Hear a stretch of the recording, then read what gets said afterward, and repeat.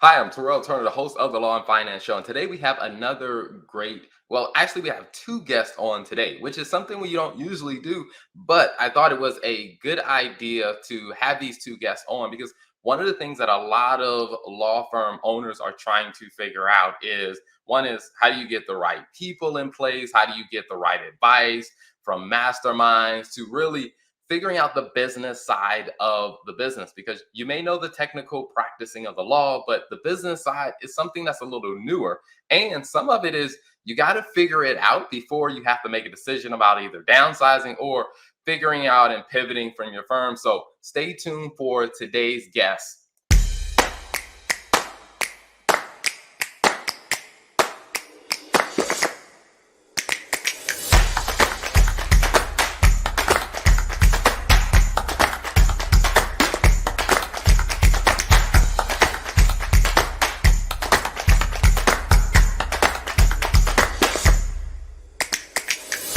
So, welcome, Bill and Zara, to the Law and Finance Show. So, before we jump into the details, can you share a little bit about what type of law you practice before getting into starting your own firm? Hi, Terrell. Well, I was a public defender for 3 years. And then after that, I was the city prosecutor for Orlando, the city beautiful, prosecuting misdemeanors, city ordinances, working for the nuisance abatement board. So most of my background has been in criminal law. And I also helped with police legal advising with the city of Orlando Police Department as well. And I was a prosecutor, a division chief for domestic violence, which comes in handy because I've been married 27 years to her, and I'm definitely afraid. So those lessons I learned as a domestic violence prosecutor helped. And then I got the job at the city before my wife did. And then strangely enough, I don't know how she got the job when I left because it was a city job, but then went to work for some personal injury firms and then on to open our own practice. And then my wife later on joined us when we maybe 3 years later, 4 years later. We just celebrated 25 years of Bill having his own law firm. Wow, that is impressive, and congratulations on the longevity in that. So I'm curious for you, Zara, when you left from working for another company to coming into your firm, like were you shocked of like all the stuff that went into like being in your own firm that you didn't have to deal with when you worked for someone else? Yes, because going through law school, it was never my dream to have my own firm. It was always my dream or assumption I would work for someone else. And when I met Bill as a young prosecutor, that's all he would ever talk about. That was his dream. So I knew joining him, I was helping my husband, see his dream come true. And he is really the businessman, the rainmaker behind our firm. We each have gifts, and I know what my limitations are. And I don't have those same gifts. I feel like I'm a good lawyer, a great lawyer, maybe some would say. And I enjoy what I do, but I totally let Bill run the practice because I know he knows what he's doing and he's been very successful for us. Awesome. So I guess Bill, while you were a prosecutor, were you just like itching to get out to like just go run your own firm, or how did you kind of like contain that long enough to be a good prosecutor? Nah, honestly, I was a great trial lawyer and was very, very successful, but I suffered from a problem that a lot of trial lawyers suffer from, which was having a huge ego. And so for me, the vulnerable point was I like to win. I'm relentless. I love jury selection.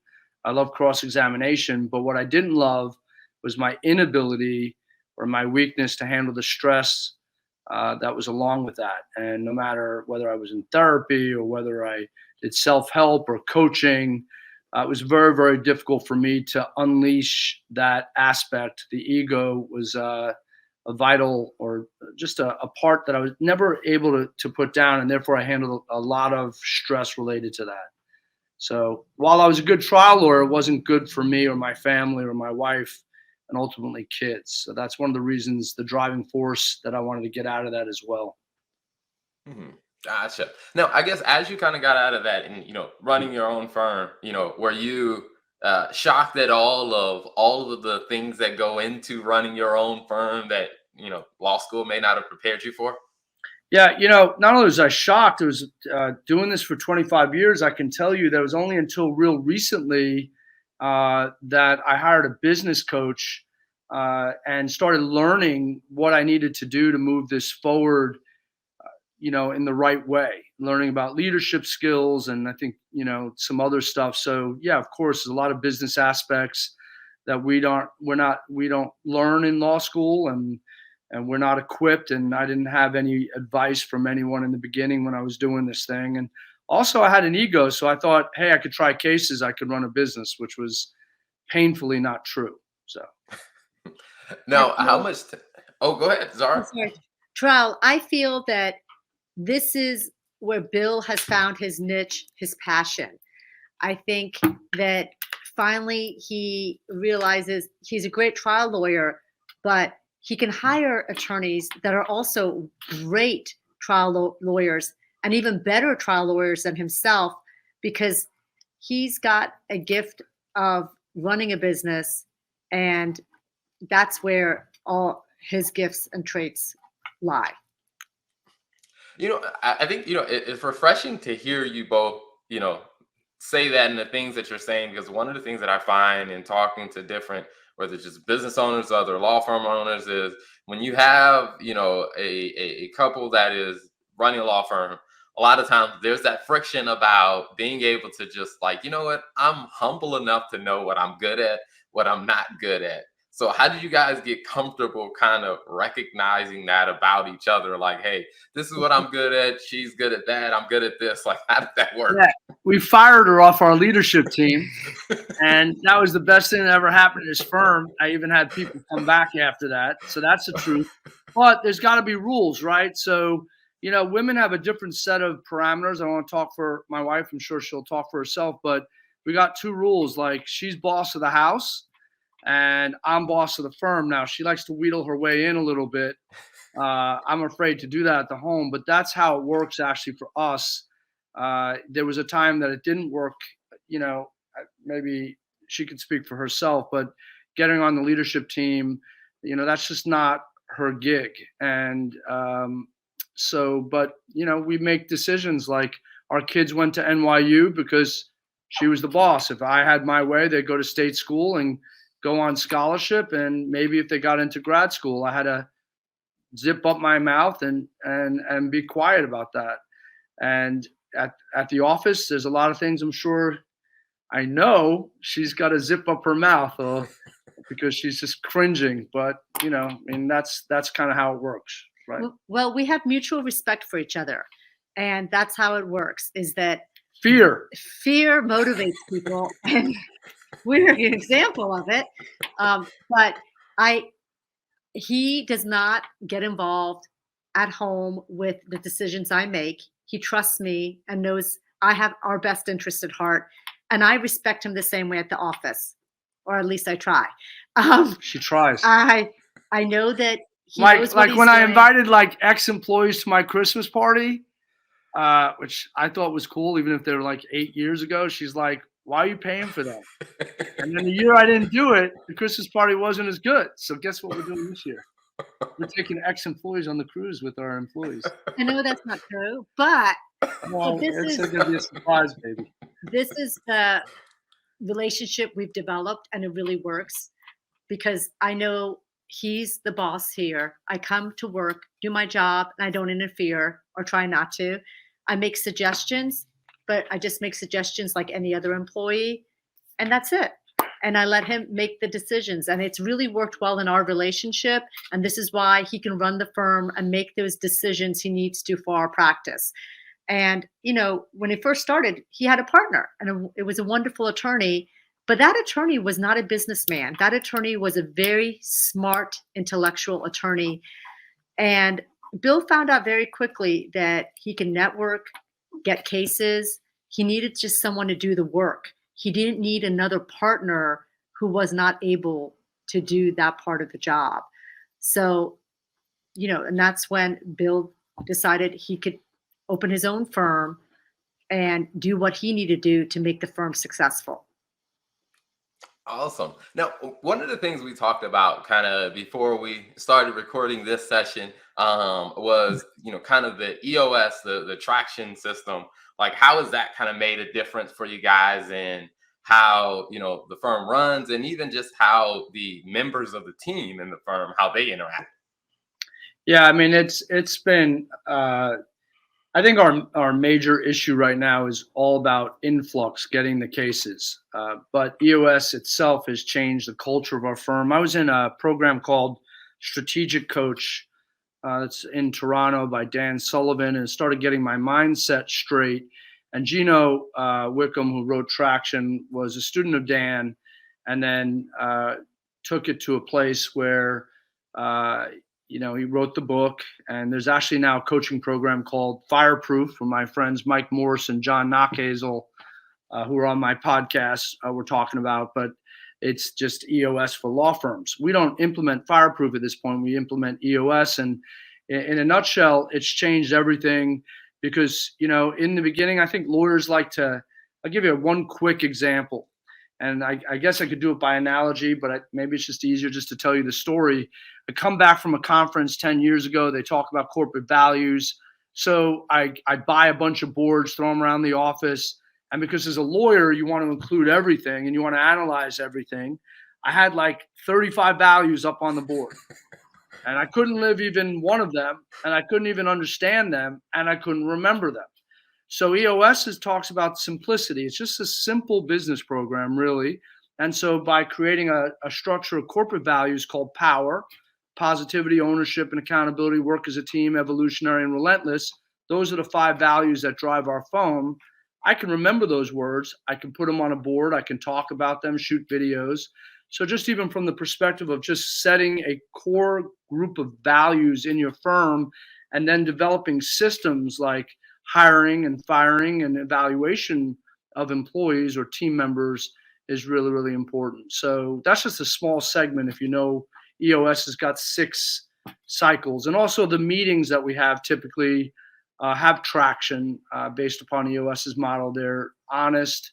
With the trial lawyers we're still working at, I don't think, but among our leadership team, we have conversations where people are like yelling at each other with respect, talking through issues and managing expectations and being very transparent with each other.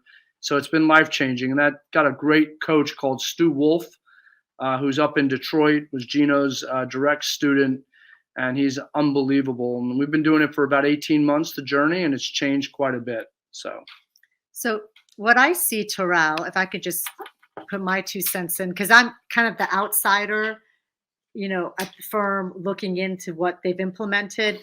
Most law firms operate in that traditional managing partner, firm administrator. And a firm administrator would be kind of the equivalent of an office manager. And that's how we operated probably for 23 years at the firm. And that's what most law firms are used to. 2 people on top, they got to really handle everything. And this EOS approach kind of took that from 2 people and spread out the responsibility amongst the team of like 8 people.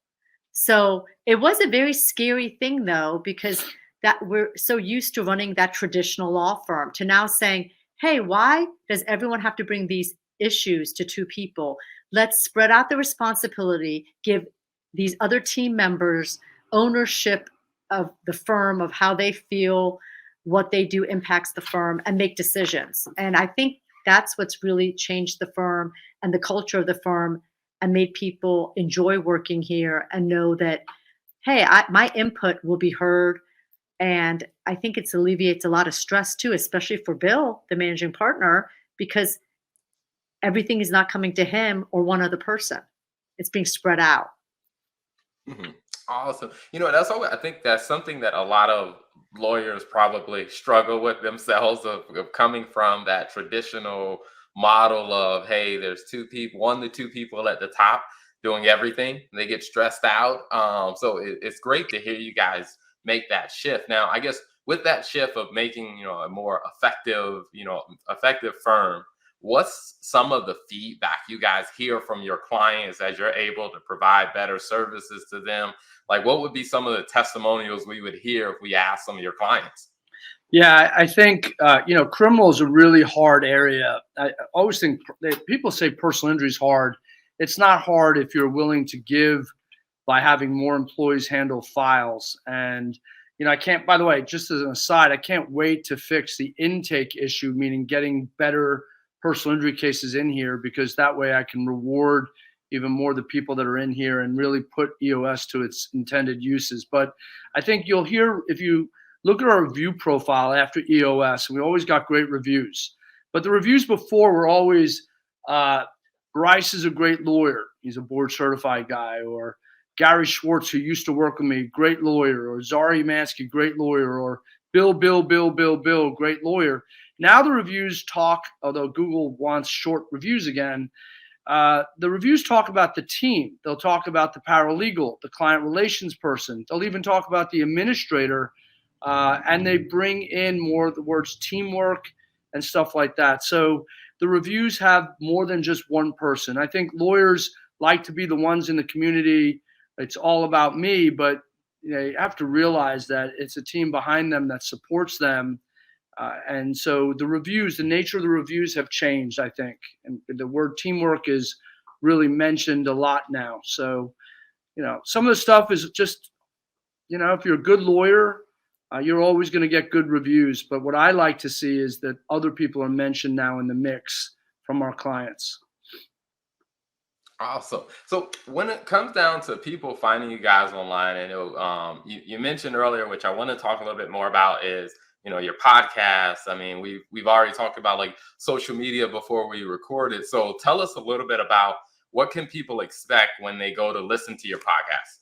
Yeah, so my nickname in Orlando is the Lawman, and I facilitate masterminds all over the country with some friends, and I got lucky to do a couple speaking engagements here and there. But it started, my co-host Jeff Elhofer, who's videotaping us right now, is my director of marketing, and it really was his brainchild. We just wanted to do a podcast, and it's called the Lawman's Lounge, and really, it's like the kind of conversation you'd have. I'm a bar guy.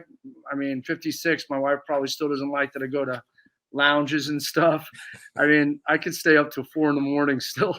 So it's not even like the drinking, it's just the energy. And I like being around those environments. So we created a lounge, which is just to have kind of a laid back talk with my co-host, Jeff, and myself, with people that can help law students, law firm owners, and lawyers in general talk about business, their practice, how to move forward. We'll sometimes bring in, we're not monetizing, so sometimes we'll have like John Morgan on, who I'm sure largest law firm in America, and then I'll bring on just some random friend of mine who wants to leave law and she's done with it, or a guy that runs firearm training.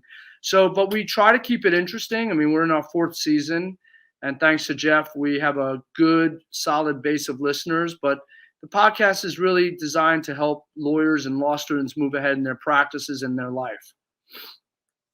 Gotcha. Now, in any of the episodes, Zahra, do we see you show up as a guest or contributor on some of the episodes? Well, the Law Woman has shown up, and I did host one of the podcasts for Bill, and it was actually about fashion law.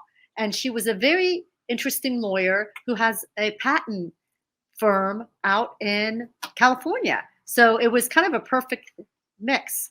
And I did also do one of the podcasts and interview one of our lawyers. But I usually stay to script. Bill doesn't. But Terrell, I do want to say one thing about Bill that I think really is interesting and is really the reason for probably his success and our success, is a word that I've heard him talk about so many times through his podcast, through his coaching, through everything, is his ability to pivot. And he can do that, and he's done that with our firm, and he's not scared to do that. And I think that's the biggest challenge for so many lawyers is, I try something, it didn't work. How do I pivot? Because if you don't pivot, you die. And I think that's really what he has done for us over the last 25 years. Every few years, you pivot, you change. It's okay. And you succeed. Awesome. I love that. So if people are looking for the firm online, where can they find that? And then also tell us where can they find the podcast and find you on other social media platforms? So yeah, my personal site is like on Instagram is Bill is the Lawman, and just started playing around with TikTok. I also have a William Umansky is my Facebook, but I have on that the Lawman's Lounge, so you can come in on Facebook with that, and YouTube. The Umansky Law Firm is there. It's also on Instagram and Facebook. The Umansky Law Firm. I think that website is thelawman.net, and I think that's all that's pretty much all where we're at, right? That's correct. Yeah. I also wrote a book called Tiger Tactics with a bunch of other authors, Jay Ruane, Ryan McKean, Teresa, Billy Tarasio, and we're coming up with a second book for law firm management that we do, and that's on Amazon. And the Lawman's Lounge is on Spotify, Spreaker, Apple Podcasts, probably the same as where yours is located, Terrell. Awesome. I love it. Well, before we wrap up, one final question I love asking every guest, and since we have two, that'd be awesome, is, if you were talking to someone to say, hey, we were on the Law and Finance show, and if you're going to go listen to our interview, hey, here's one big takeaway that I want you to have from that conversation that you hear us have with Terrell. So we'll start with you, Zahra. What would be your one takeaway you would tell people, hey, pay attention to this when you go listen to that episode? I think is what I just said, Terrell. I think is the ability to, in life, things are going to come at you every day. We just got through a hurricane here in Orlando last week, and you pick yourself back up and you move on. And there are times that you have to pivot in order to grow and be successful. And you want to surround yourself with the people who will help you do that. So don't be scared to have that team approach and have others help you move forward. Awesome. Bill, what would be your one takeaway you tell people, hey, you got to listen for this when you hear that conversation? It's funny. I will tell you just real quick, like there's a transition from being a trial lawyer where you lead from the front to becoming a business owner where you lead from behind. And if you lead from the front, you have direct impact. When you're a trial lawyer, you're giving directions and telling what to do. But if you lead from behind, you are allowing team members to grow, develop more confidence, and make decisions for themselves. So I think similar to what Zahra said, it's just relying on your team and having a team culture and building your team is probably the most important thing to running a successful law firm. Awesome. I love it. Well, thank you both for being amazing guests on the show. It was definitely a pleasure having you both on today. Thank you, Terrell. Thanks, Terrell. If you're looking for ideas on how to manage and grow a profitable law firm, this Facebook group is perfect for you because every week we are featuring conversations with successful lawyers and businesses related to law firms on tips, ideas, and technology that are helping many people grow and manage a profitable law firm. So if you're looking for great tips and ideas, you definitely want to click the link below so you can join the conversation and be part of the Law Firms and Finance Facebook group.